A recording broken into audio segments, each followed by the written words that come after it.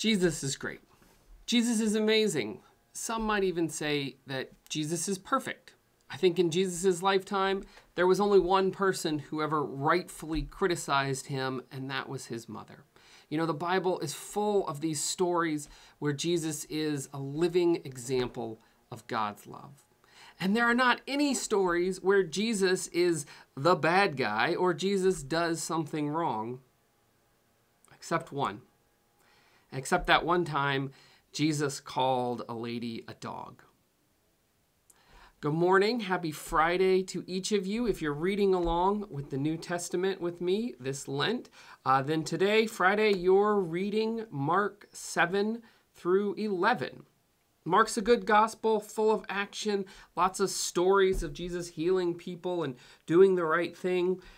But then there's this one story in the middle of chapter 7, verses 24 through 30, that just doesn't make sense.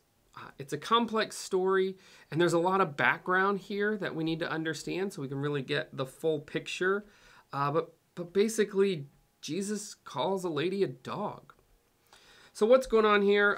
Beginning of chapter 7, Jesus was teaching in the temple, or not the temple, but he was teaching, and the Pharisees, they get really upset with him because he tricks them.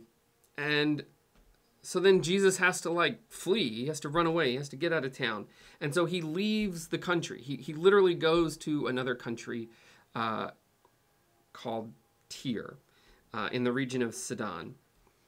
And while he's there, he's trying to hide. And he's going from house to house, and he keeps getting found out.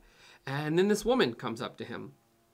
Now, of course, this was biblical times, 2,000 years ago, and there's all kinds of issues with the patriarchy, but let's just sum it up that women didn't get treated fairly back then. To make things even more complicated, this woman's not Hebrew. She's Greek. She's from another country. She's from another culture. She probably speaks a different language. You know, Jesus, his mission, as he says it, was he was sent to the lost children of Israel.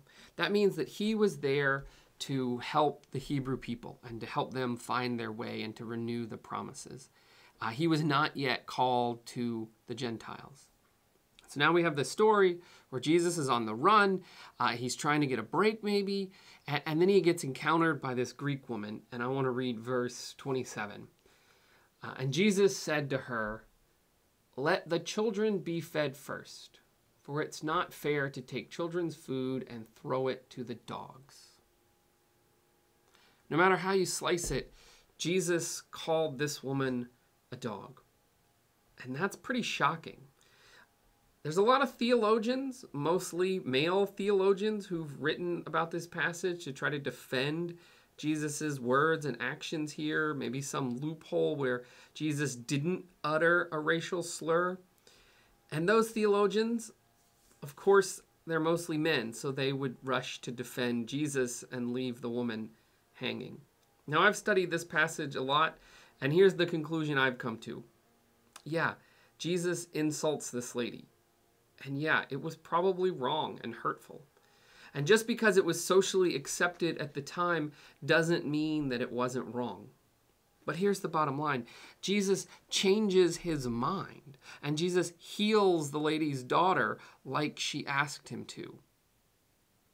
So insult or not, Jesus did right by this woman.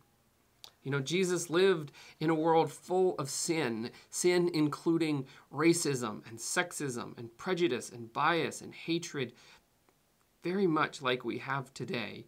And no doubt Jesus was taught biased views when he was brought up.